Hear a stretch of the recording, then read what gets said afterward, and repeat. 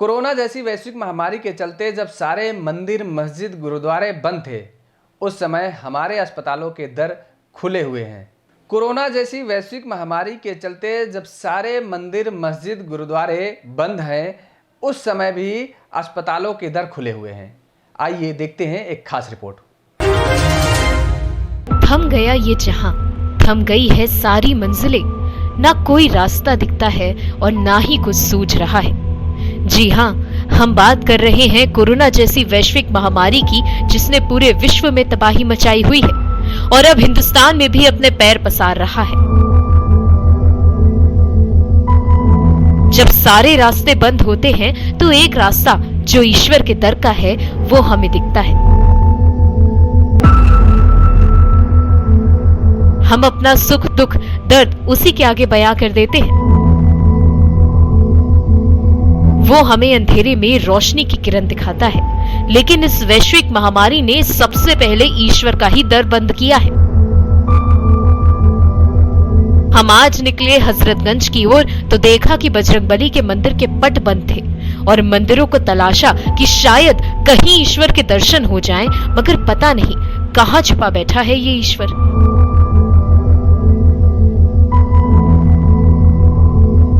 फिर हम निकले तो हमने सोचा कि ये माहे रमजान है तो शायद मस्जिदों में हमें वो मिल जाए, पर अफसोस वहां भी सिर्फ सन्नाटा दिखा।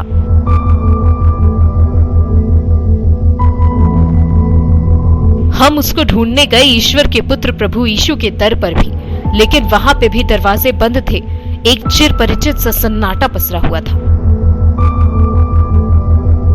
फिर हमने सोचा कि आखिर ईश्वर कहाँ है, तो हमने एक बहुत बड़ा दरवाजा खुला देखा। वहां पर सफेद कोट वाले कुछ लोग नजर आए। ये धरती के भगवान हैं, जो ना देखते हैं जात, ना पूछते हैं धर्म। इनका धर्म तो सिर्फ एक मानव की सेवा करना और लोगों के चेहरों पर मुस्कुराहट वापस लाना।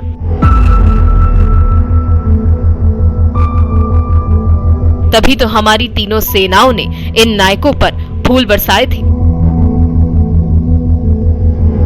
तो आइए इन धरती के भगवानों को सल्यूट करते हैं। ईश्वर की खोज में जब मैं आगे बढ़ी तो ये टीले वाली मस्जिद, जो कि लखनऊ की एक बहुत ही प्रसिद्ध मस्जिद है, वहाँ पे भी दर बंद हैं, दरवाजे बंद हैं। पता नहीं क्यों ऐसा लगता है कि ईश्वर शायद नाराज़ है, जबकि सुनते हैं कि मस्जिदों में दरवाजे कभी बंद नहीं होते हैं, मस्जिदों में कभी ताले नहीं पड़ते हैं। लेकिन जैसा कि आप देख रहे हैं ये दर बंद हैं और हम आगे भी देखते हैं कहीं हमें ईश्वर तो दिखे। इस समय हजरतगंज के हनुमान जी मंदिर में खड़ी हुई हूँ और जैसा कि आप देख सकते हैं मंदिर पूरी तरीके से बंद है। कोरोना जैसी वैश्विक महामारी में जहाँ हमने अभी तक कभी मंदिरों को बंद होते हुए नहीं देखा, आज हम वो भी चीज़ देख रहे हैं कि मंदिर के पट बंद हैं।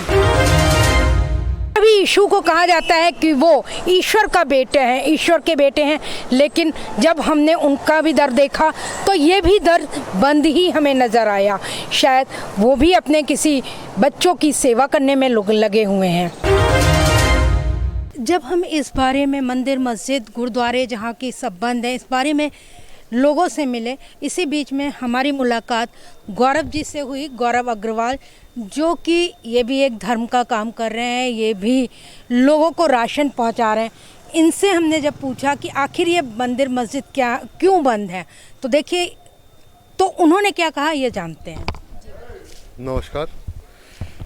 मेरा मानना ऐसा है कि प्रभु हो चाहे किसी भी शेप में जो इटर्नल पावर है, ऐसा मेरा मानना है कि मैं ये मानता हूँ कि जो हमारे भगवान हैं, चाहे मुसलमानों के लिए अल्लाह हो, चाहे क्रिश्चियन के लिए गॉड हो, जो भी फॉर्म ऑफ इटर्नल पावर है, उसकी विश्वास को अगर हम अपने कायम रखते हैं और ये मानते हैं कि जैसे एक माँ अगर उसकी तबीयत ख़राब होती है, अपने बच्चों को अपने से दूर रखती है ताकि उनकी तबीयत ना ख़राब हो, इसी रूप के अंदर प्रभु भगवान ने भी अपने से अपने भक्तों को दूर रखा है।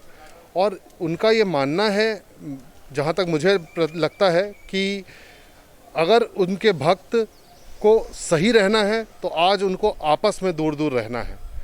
अगर वो उनके दर पे आते हैं तो सब एक जगह हो जाते हैं, तो जब वो एक जगह हो जाते हैं तो उनके अंदर संक्रमण के चांसेस बढ़ जाते हैं।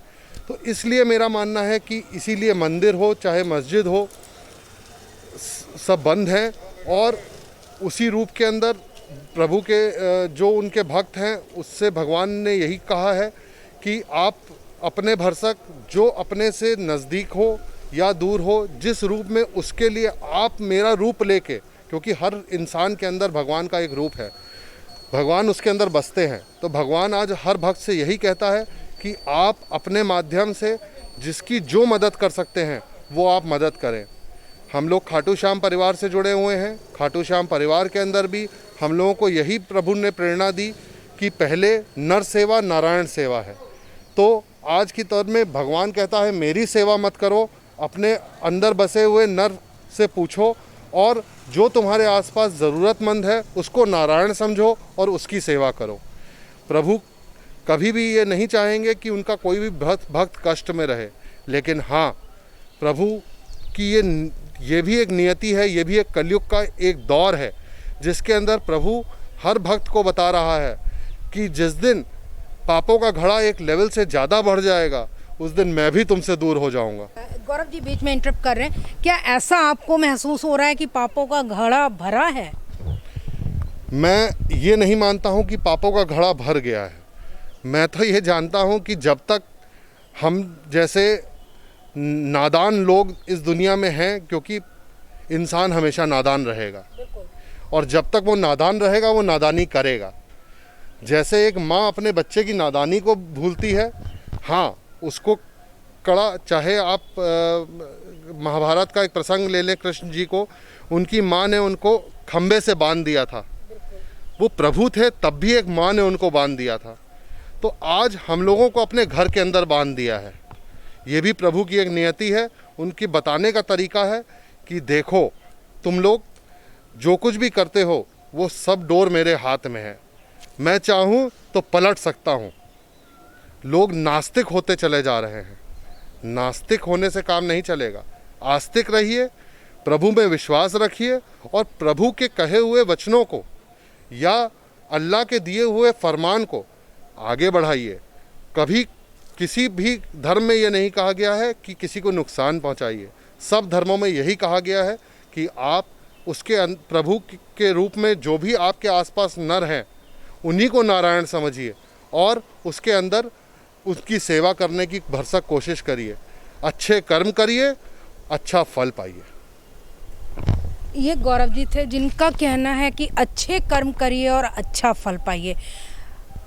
हमारा एक सवाल और है जो हमें कई लोगों ने ये कहा, या एक है कि सारे दर जब बंद है तो केवल एक डॉक्टरों जो धरती के देवता हैं, आप क्या मानते हैं कि धरती के देवता कौन?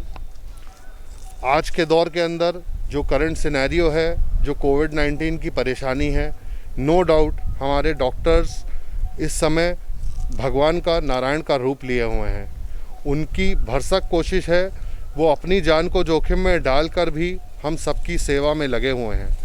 उन लोगों की प्रेरणा से ही हर आदमी को आज जो है एक मार्मिक माहौल मिल रहा है, जिसके अंदर उसको ऐसा महसूस हो रहा है कि जब वो अपनी जान में जोखिम में डाल के पेशेंट्स की केयर कर सकते हैं, तो आज हम सब लोगों को भी उन लोग को देखते हुए ही ये प्रेरणा होती है कि जिसकी हेल्प हम कर सकते हैं उसकी हेल्प हम सबको करनी चाहिए। प्रभु उनको दीर्घायु दे, उनको यथाशक्ति प्रदान करे और हम सबको अपने डॉक्टर्स का कहा भी मानना चाहिए। उनकी जो भी सेवा हो सके उनको सेवा भी करनी चाहिए, चाहे वो आर्थिक हो, चाहे वो सामाजिक हो और चाहे वो मन से अपने उनका धन्यवाद करने का हो। हमारे मोदी जी ने भी डॉक्टरों का हौसला अफजाई करने के लिए पहले उन्होंने थालियां बजवाईं, बाद में उन्होंने तीनों सशस्त्र सेनाओं को कहा कि आप उन लोगों का हौसला अफजाई करिए। बहुत से लोगों ने ये कहा कि उस पैसे से जो है और बहुत से कार्य हो सकते थे, लेकिन अगर आप उसको इकोनॉमिकली देखिए तो सशस्त्र सेवाओं को सरकार आज भी जो सैलरीज है वो दे ही रही है। उन्होंने उसी धन का राइट उपयोग करा के हमारे डॉक्टर्स का मनोबल बढ़ाया। अगर जिस दिन हमारे डॉक्टर्स का मनोबल टूट गया, आप विश्वास मानिए हम लोग कहीं बहुत बुरी स्थिति में होंगे। इसलिए हमें अपने डॉक्टर्स का मनोबल किसी भी रूप में नहीं तोड़ने देना चाहिए, उनकी बात माननी चाहिए। वो भी नर हैं, वो भी जो है गलती कर सकते हैं, ऐसा नहीं है। लेकिन अगर उनकी गलती को आज हम नज़रअंदाज करें और उनके 100 अच्छे कर्मों को देखें जो आज वो जान जोखिम करके आपकी और हमारी सेवा कर रहे हैं, तो मेरा मानना यही है कि उनका हौसला अफजाई करते रहिए और कम से कम उनको परेशान करते हुए उनसे जो उचित इलाज वो कर पा रहे हैं वो कर रहे हैं। क्योंकि आज अभी तक कोविड-19 की कोई भी दवाई नहीं निकली है। वो आज अपने एक्सपीरियंस से और जिस भी तरीके से वो आपको आराम पहुंचा सकते हैं वो पहुंचाने की कोशिश है। मेरी हाथ जोड़कर सबसे निवेदन है, कृपया डॉक्टर्स का मनोबल बढ़ाए रखें, उनके प्रति अपना एहसान जताते रहें।